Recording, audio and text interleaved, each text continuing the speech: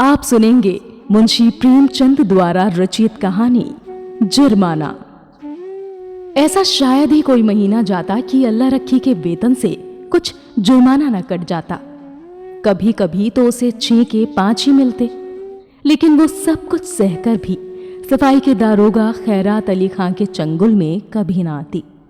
खां साहब की मातहती में सैकड़ों मेहतरानियां थी, किसी की भी तलब ना कटती, किसी पर जुर्माना ना होता, ना डांट ही पड़ती।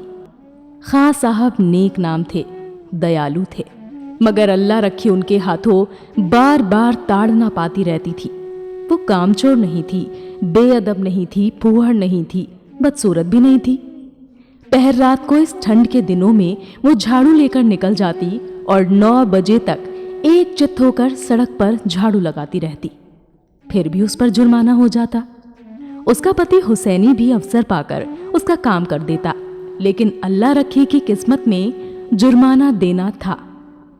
तलब का दिन औरों के लिए हंसने का दिन था, अल्लाह रखी के लिए रोने का।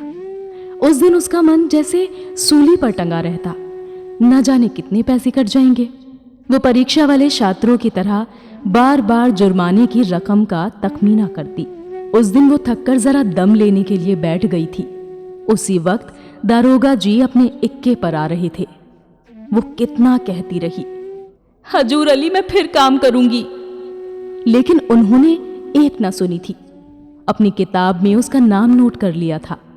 इसके कई दिन बाद फिर ऐसा ही हुआ। वो हलवाई से 1 पैसे के सेवड़े लेकर खा रही थी। उसी वक्त दारोगा न जाने किधर से निकल पड़ा था और फिर उसका नाम लिख लिया गया था। ना जाने कहाँ छिपा रहता है, जरा भी सुस्ताने लगे कि भूत की तरह आकर खड़ा हो जाता है। नाम तो उसने 2 ही दिन लिखा था, पर जुर्माना कितना करता है अल्लाह जाने। 8 आने से बढ़कर 1 रुपया ना हो जाए। वो सिर झुकाए वेतन लेने जाती और तखमीने से कुछ ज्यादा ही कटा हुआ पाती। कांपते हुए हाथों से रुपये लेकर आंखों में आंसू भरे लौट आती। किससे फरियाद करे? दारोगा के सामने उसकी सुनेगा कौन? आज फिर वही तलब का दिन था। इस महीने में उसकी दूध पीती बच्ची को खांसी और ज्वर आने लगा था। ठंड भी खूब पड़ रही थी। कुछ तो ठंड के मारे और कुछ लड़की के रोने चिल्लाने के कारण उसे रात रात भर जागना पड़ता था। कई दिन काम पर जाने में देरी हो गई। दारोगा ने उसका नाम लिख लिया था। अब की आधे रुपए कट जाएंगे, आधे भी मिल जाए तो गनीमत है। कौन जाने कितना कटा है। उसने तड़के बच्ची को गोद में उठाया और झाड़ू लेकर सड़क पर जा पहुंची, मगर वो दुष्ट गोद से उतरती ही ना थी। उसने बार बार दारोगा के आने की धमकी भी दी। अभी आता होगा, मुझे भी मारेगा, तेरे भी नाक कान काट लेगा। लेकिन लड़की को अपने नाक कान कटवाना मंजूर था, गोद से उतरना मंजूर ना था। आखिर जब वो डराने धमकाने, प्यारने पुचकारने किसी उपाय से भी ना उतरी, तो अल्लाह रखी ने उसे गोद से उतार दिया और उसे रोती चिल्लाती छोड़कर झाड़ू लगाने लगी। मगर वो अभागिनी एक जगह बैठकर मन भर रोती भी ना थी।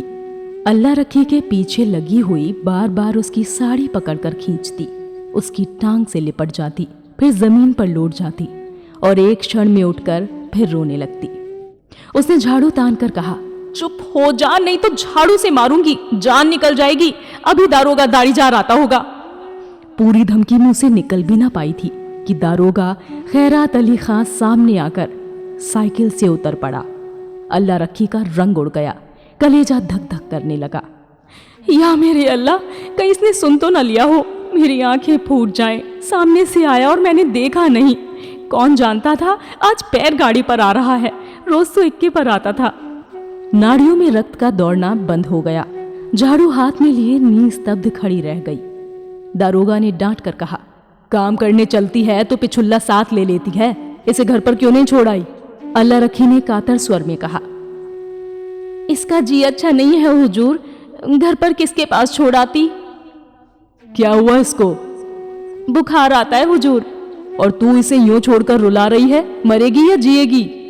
गोद में लिए लिए काम कैसे करूं हुजूर? छुट्टी क्यों नहीं ले लेती? तलब कट जाती है हुजूर, गुजारा कैसे होता? इसे उठा ले और घर जा। हुसैनी लौट कर आए तो इधर झाड़ू लगाने के लिए भेज देना। अल्लाह रखी ने लड़की को उठा लिया और चलने को हुई। तब दारोगा जी ने पूछा, मुझे गाली क्यों दे रही थी? अल्लाह रखी की रही सही जान भी निकल गई। काटो तो लहू नहीं, थर थर कांपते हुए बोली, नहीं हुजूर, मेरी आंखें फूट जाए जो तुमको गाली दी हो।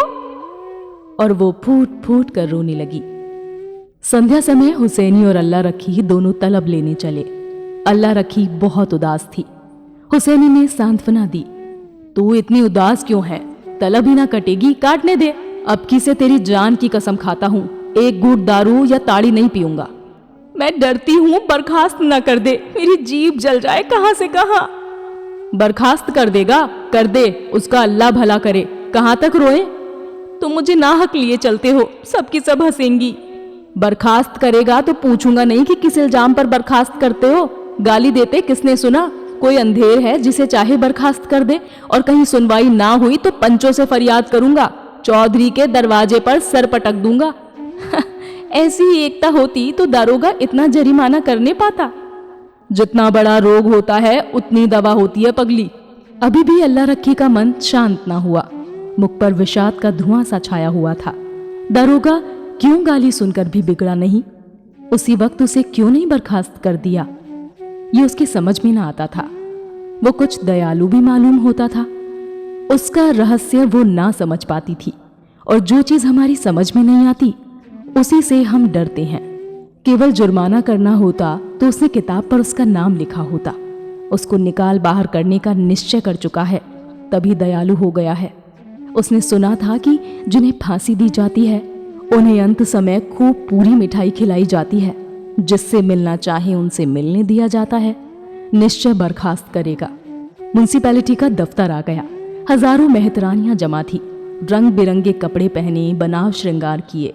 पान सिगरेट वाले भी आ गए थे, खोंचे वाले भी। पठानों का एक दल भी अपने आसामियों से रुपए वसूली करने आ पहुंचा था। वो दोनों भी जाकर खड़े हो गए। वेतन बंटने लगा। पहले मेहतरानियों का नंबर था। जिसका नाम पुकारा जाता वो लपक कर जाती और अपने रुपए लेकर दारोगा जी को मुफ्त की दुआएं देती हुई चली जाती। चंपा के बाद अल्लाह रखी का नाम बराबर पुकारा जाता था। आज अल्लाह रखी का नाम उड़ गया था। चंपा के बाद जहूरन का नाम पुकारा गया, जो अल्लाह रखी के नीचे था। अल्लाह रखी ने हताश आंखों से हुसैनी को देखा। मेहतरानियों से देख देख कर कानाफूसी करने लगी। उसके जी में आया घर चली जाए। ये उपहास नहीं सहा जाता।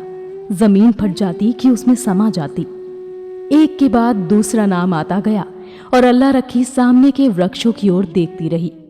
उसे अब इसकी परवाह ना थी कि किसका नाम आता है, कौन जाता है, कौन उसकी ओर ताकता है, कौन उस पर हंसता है।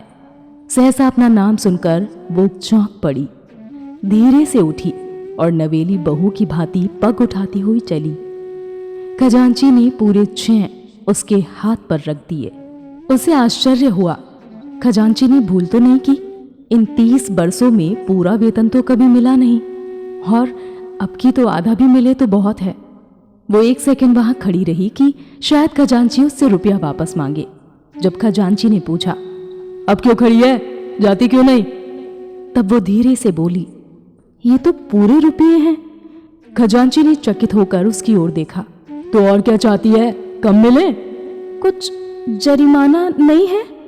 नहीं, अब की कुछ जरिमाना नहीं है। अल्लाह रखी चली, पर उसका मन प्रसन्न ना था। वो पछता रही थी कि दारोगा जी को गाली क्यों दी। अल्लाह रखी जिस इंसान को संगल समझ रही थी, असल में वो इंसान एक नेक दिल इंसान निकला। आपको अल्लाह रखी की ये कहानी कैसी लगी, हमें कमेंट सेक्शन में लिखकर जरूर बताएं। साथ ही हमारे चैनल को लाइक, शेयर और सब्सक्राइब जरूर करें अगर आपको हमारा काम पसंद आता है तो। आप हमें ये भी जरूर बताएं कि आप किस तरीके की कहानियां सुनना पसंद करते हैं, ताकि मैं आपके लिए वो कहानियां रिकॉर्ड कर सकूं। तब तक के लिए सुनते रहिए स्टोरियन लफ्जों के हमसफर।